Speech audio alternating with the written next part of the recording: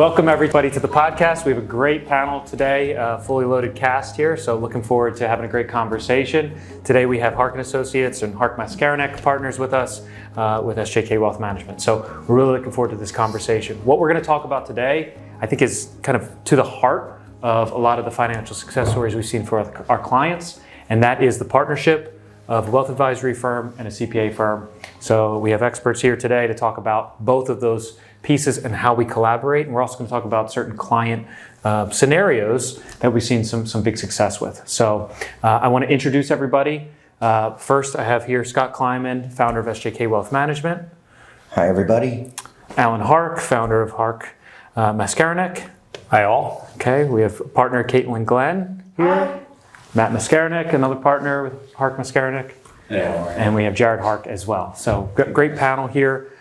So the first thing I thought we could just start with is kind of just one thing you wish clients knew about kind of our role and this partnership. So maybe Alan, if you want to kind of say something first there about kind of one thing that just like, I wish everybody knew that. Well, I wish everybody knew that investing just isn't just being with an investment advisor, and doing your tax planning isn't just once a year. It's collaborative throughout the year. And we want to make sure that all your investment decisions absolutely do have some tax implications. We want to sift them out ongoing in real time throughout the year. Yeah. And then Scott, a lot of times we hear like, do I need both? Do I need a wealth advisor? Can't you do some of that? Or on the tax planning side. So, you know, what do you add to that? Yeah. No, that's a good point. Well, first of all, we can't do all of that. Sure. We're not tax advisors. That's why we have our relationship with these good people here today, and we work as a team. We're on the investment side. They're on the tax side. There's obviously some blend because they do understand our world as well. So it's just a good relationship that we do of our specialties. Sure. So one thing I thought we'd start with is our collaboration. We've been working together for a long time, our two firms. So I thought we'd maybe get into the weeds a little bit about kind of how we work together. So Alan, maybe you could start with, you know, from your perspective, how you see our firm and how you work with us and how that benefits the clients. Yeah, so it's a long answer. We'll try to keep it short, but it's basically, you know, a client needs so many things through their journey. You know, their financial journey takes twists and turns, and the partnership with SJK gives us the opportunity to have your expertise help us and help the client cooperatively get a picture on where they are today, how to basically accumulate assets during their lifetime, and how to pretty much get ready for retirement. So it's a whole gamut, and as we'll talk about, I've seen the whole gamut run. And by utilizing the tools at SJK, we really can just round out the whole picture for the client. Yeah, I mean, I think it's super valuable to clients that they're getting that quality of advice and that they don't have to be the translator between their accounting firm and their investment advisory firm, that they have that collaboration done for them. It's a great point. It's pretty seamless when we communicate with one another. If there's a tax item that Chris may come upon, he gives me a call. If there's an issue on the investment side, something that we may think about doing, I'll give Chris a call and advise him to get in touch with the client, or to, you know, take a research point on it, take a look at it, do some investing, do some planning on it. Yeah. So Scott, one thing that, you know, look, we've been working together with Hark Maskarinec for a long time. I thought maybe you could get into, so people that aren't familiar with that collaboration, what does it really look like from a review process, from meetings, onboarding, if you want to talk a little bit about that. Yeah, just a little bit. Obviously, Hark Maskarinec, I said it right. That was good. Will refer someone to us if it's appropriate. Obviously, they've done typically a lot of tax planning before, and they see a need where we could come into play. So they'll refer a client to us. We'll typically meet with the client at that point, collaborate from a tax standpoint and from our investment side, how we could help that person. You know, the process can take time because we have to evaluate on an investment side what they have. We have to talk about tax implications that happen. And then we just, you know, bring that client into the fold of the partnership. Do you think I missed anything with that, Chris? No, not necessarily. One thing I'd add is the ongoing. So, I don't think it's common that on our review meetings, we're talking about, how clients done, that one of the members, if not multiple members of the Hark Maskarinec team is on those meetings with us to help answer any of those tax implications. So that way the client's not having to have multiple meetings, say, hi, I heard from my advisors about this, and what do you think? It's all done kind of at that one time. I think it's super valuable. If I could add to that point, because that is a good point. Typically, you find most tax clients, and I'm speaking for you guys, where you talk to them a lot just when they're ready to file taxes. Typically, unless it's a real planning client that you're working with all year long. But when they're our client as well, it kind of forces us all to the table to look during the year what's happening with that client and look for either tax advantages or changes in taxes for them to help them or investment changes. So I think that collaboration, and especially with tax loss harvesting, which can come into play, which we do and we think about for all of our models. So I think that's really the gist of it. Yeah, we'll certainly get into individual kind of strategies and client markets that I think there's certain things that we do very well for those. I don't know, for the three of you, if you work with a lot of other advisors, we're not the only advisory firm that you work with. Your clients, obviously, you inherit other advisors from your clients. So I wonder what the experience is like with those. Maybe a client is coming to you like, hey, I heard I should do this. What do you think? Do you see that kind of, that friction of like, you're kind of hearing what another professional is saying through what your client has kind of translated that to you, and then you have to work that back, and you want to add to that? Yeah, it's easier to be proactive when we know the client's financial advisor, when we know the wealth management team. And we're also not afraid to speak up on different strategies, tax efficiencies, tax inefficiencies, things like that. Right. Whereas if we don't necessarily know the advisor, have a direct path to communication with them, it can be a little bit of whisper down the lane. Right.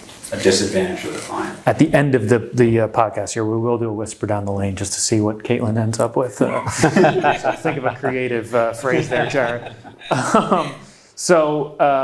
I thought we'd talk about different client segments, and one I wanted to start with you, Jared, would be retirement planning. So there's a lot of clients that come to us that are kind of pre-retirement or getting ready for retirement. They're trying to think about, here's what I have.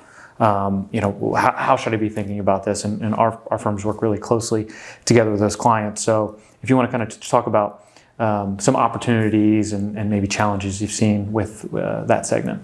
Yeah, I think for retirement planning, a lot of factors go into it. We look at the age the clients are now, when they want to retire, how much money they have in more traditional 401ks or IRAs, and then how much money that is in Roths or after-tax accounts. Some things we'll look at doing is like Roth conversions, when it is the best application for it, and it might be before retirement, it might be during retirement, but we'll plan out and kind of get them a framework to keep them in the best tax effect for each of their years before and during retirement. Yeah, I think that's one of the areas that we see for our retirees that's the most underlooked diversification is their tax diversification. So many times we work with other CPAs or accountants that they want to just maximize on an annual basis the write-offs, right? Just get as much deductions as possible without much thought about the future. Of like, eventually we're going to have to pay this tax bill. We're just deferring. We're not eliminating. So that's one thing we see with a lot of times with retirees come to us is I have all my money in my pre-tax 401k. It's like, well, your income tax rate is going to be pretty much the same the rest of your life. We should be thinking about diversifying that tax mix. So I think that's a really powerful thing. And to execute on that strategy, once someone's already kind of built that foundation, I think that's a super valuable collaboration we have for those retirees. The next segment is business owners. So I thought we'd talk a little bit about business owners, unless anybody wanted to add anything to the retirement side before we move on to business owners. Just on that, it's a good point, Chris. One other thing is, you're right. We see a lot of people that 80-90% of their net wealth is in retirement plans. And then all of a sudden, when they go to do their budget and when they go to see how much money they need on a monthly basis in retirement, they got to multiply that by 30% because they're going to have to pay taxes, or even more than 30%, because they're going to have to pay taxes on most of what they're going to spend. Yeah. So if we can get it, there's no perfect scenario, but if we can get it closer to 50-50 a lot of times, we want to do that. And that's how sometimes we talk about where to put the stuff, Roth versus qualified. We're just sometimes not taking the total tax deduction in every given year, depending upon the situation for the client. Yeah. I think society is kind of consumed with instant gratification, so they can save 22%, 24% today now by funding a traditional 401k versus a Roth component of a 401k. They're going to try to do that, but it can be short-sighted if in the future you're going to be in a 32-37% bracket in retirement. Also, maybe they should move to a different state, which is things we've talked about with clients as well, right? Yeah. Maybe if you're in New Jersey, jump across the bridge and save on those IRA distributions. So there's a lot of, and I think that also goes to just the general mix is, I feel like a lot of people think about it, it's just the financial things that we talk about, but it is so much more.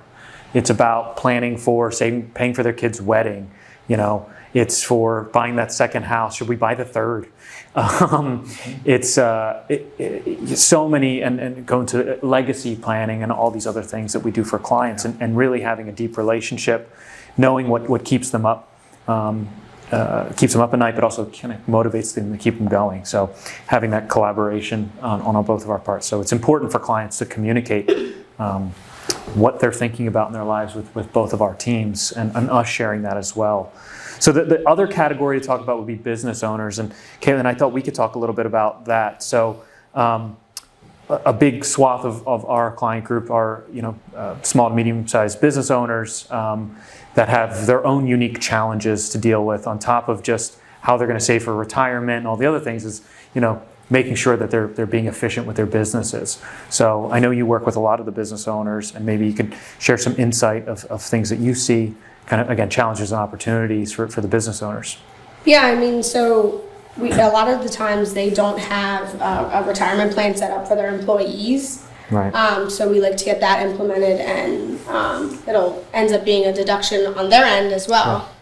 And then when they sell their business, they'll end up having a huge tax implication. So we like to just figure out where that money's going to end up going into retirement. And Sure.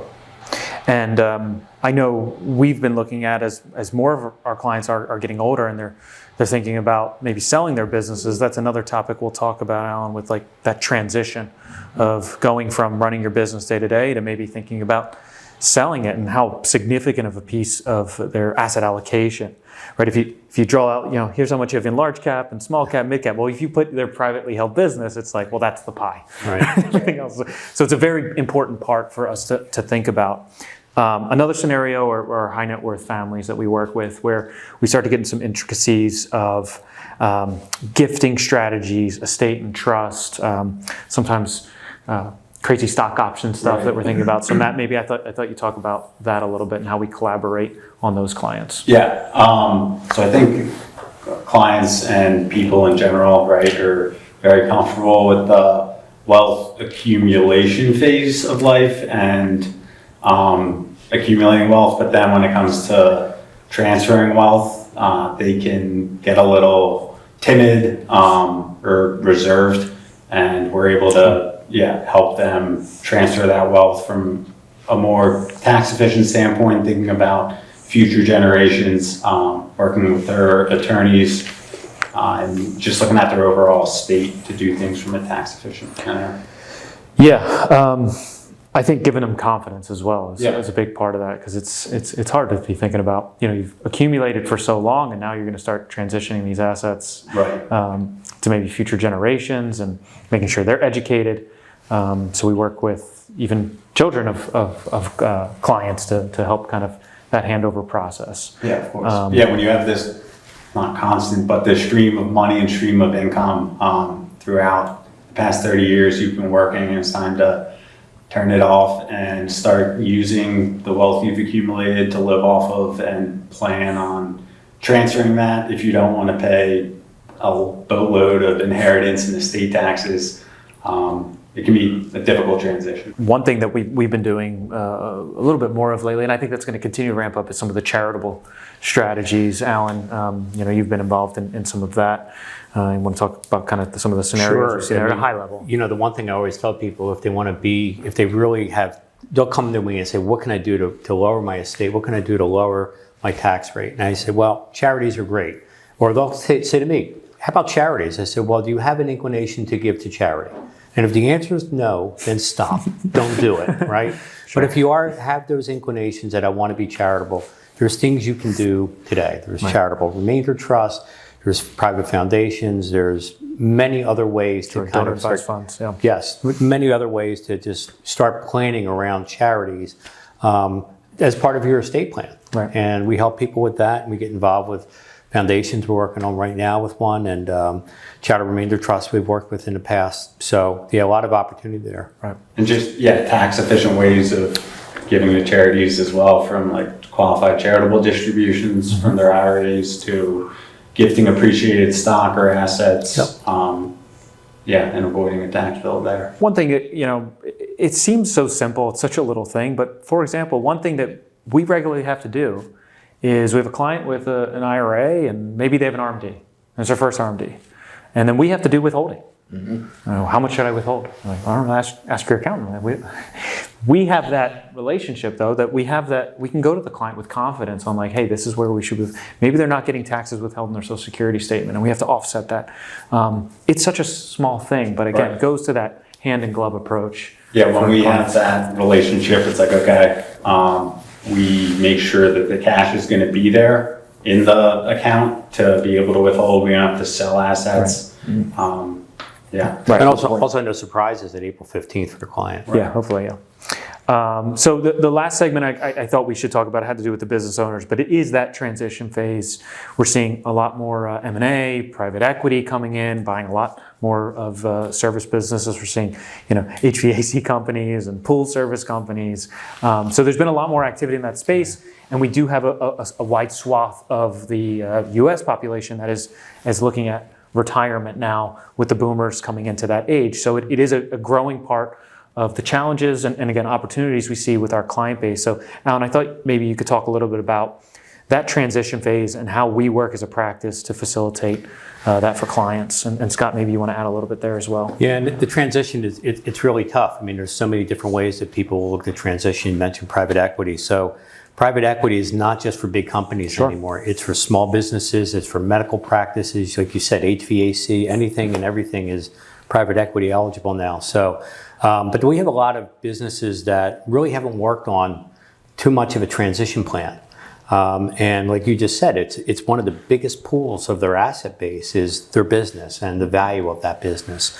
And they always ask me, what's my value? What's my business worth? And just off the cuff, we don't have an answer to that. So the process is that we try to help people get positioned to transition. And one of the things is you can't think about it on a Monday and start it on a Wednesday. You need to start thinking about this years ahead.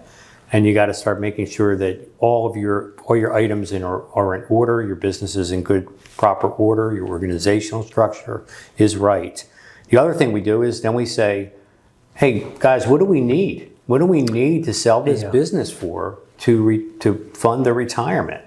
And sometimes it's enough and sometimes it's short. And sometimes it may tell the client, the owner, hey, you got to work another year or two before you sell it because you got to accumulate more assets. So that's where the whole picture has to come into play. You just can't sell your business and go, uh-oh, now I don't have enough money to live on. Scott, I think us picking up from that point of clients of like, what is enough and helping them figure that out based on what they've accumulated outside of their business, hopefully, a well-crafted plan. But then on the exit, hopefully there's a nice big cherry on top or carrot at the end of that on their business, but helping them figure out like, do they have enough? That's what we do at the practice and as a team. That's really important to know where you're going. And I want to just key off of something Alan said. Business owners cannot think about it on a Monday and execute on a Wednesday, like you said. It does need to be years ahead. Now, The nice thing is we can help you with some of the ins and outs of that at LPL now. Right. So investment banking could come into play now with LPL, even though we have no investment banking at LPL. It's outside resource that can help with those sorts of transactions now. And also you can obviously have outside counsel and resource with that. But that transition is critical, especially you mentioned the boomers, which is my generation. And it's happening. And it's really happening now, and it's a big move. We're certainly seeing that.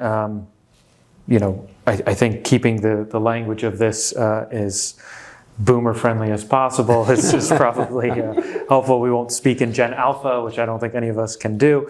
But I think that collaborative approach, if you're not getting that right now, if you feel like you're translating between your advisory firm and your accounting firm, maybe even your estate planner, I think the value you can get from that collaboration is somewhat immeasurable and can really lead to better outcomes for clients.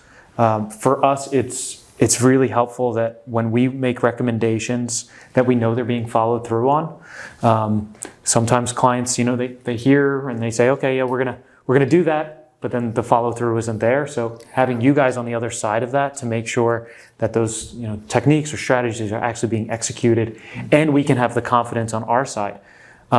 Look, Scott and I are not experts in everything. We're certainly not tax experts. So we both, and I'll speak for you, Scott, but I find it very helpful to have this team here to be able to say like, hey, I'm thinking about doing this. What do you guys think?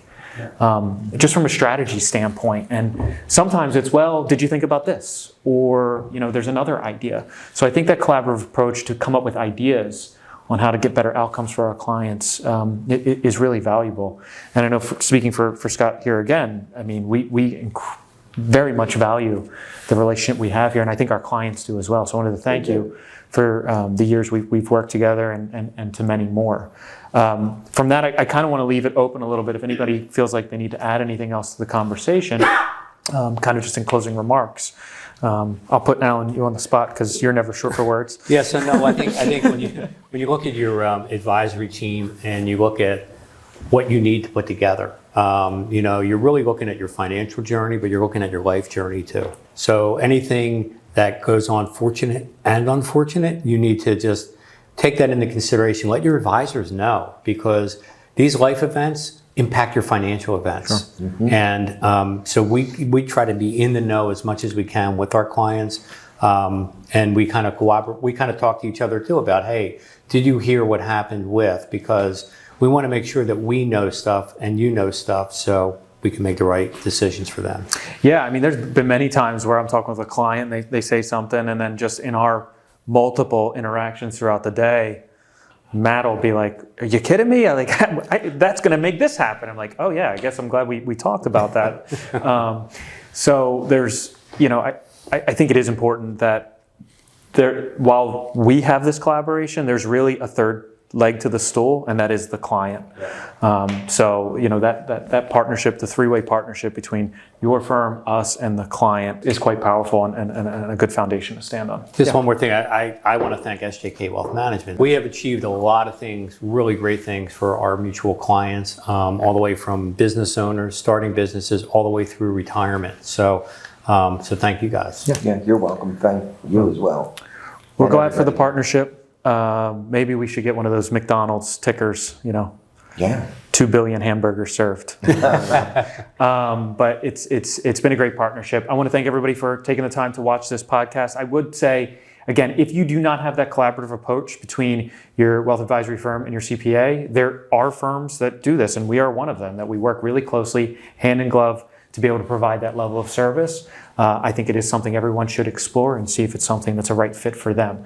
Yeah. So if you do have questions about that, or you're interested, please reach out to either SJK Wealth Management or Hark Maskarinec. You can find our information underneath the post here on our websites. So thanks for watching, and see you next time.